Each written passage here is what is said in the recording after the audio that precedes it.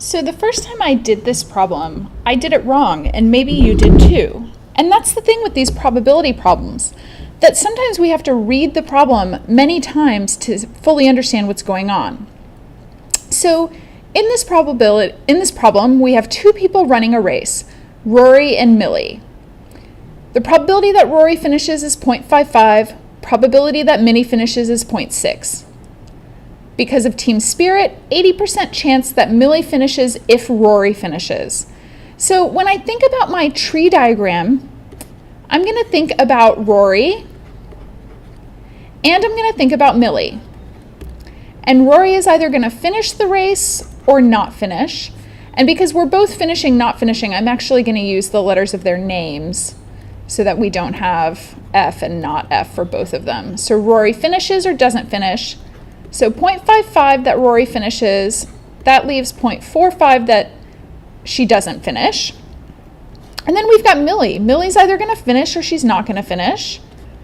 And she'll finish or she'll not finish in this side. We know that there's an 80% chance that she'll finish if Rory finishes. So if Rory finishes, she has an 80% chance of finishing, then a 20% chance she doesn't.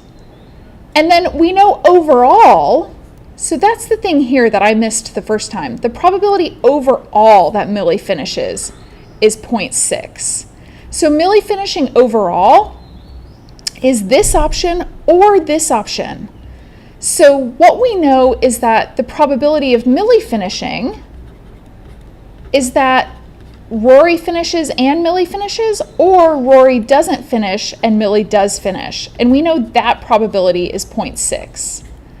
So what we don't know are these values, and we know that the total of this plus this would give us 0.6. Well, we're never actually asked to find this probability though. We're asked to find the probability that they both finish.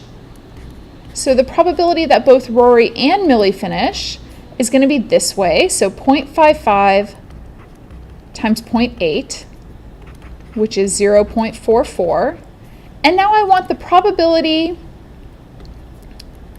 in B, I want the probability that Rory finishes given Millie finished. Well, that's going to be the probability that they both finished divided by the probability that Millie finishes.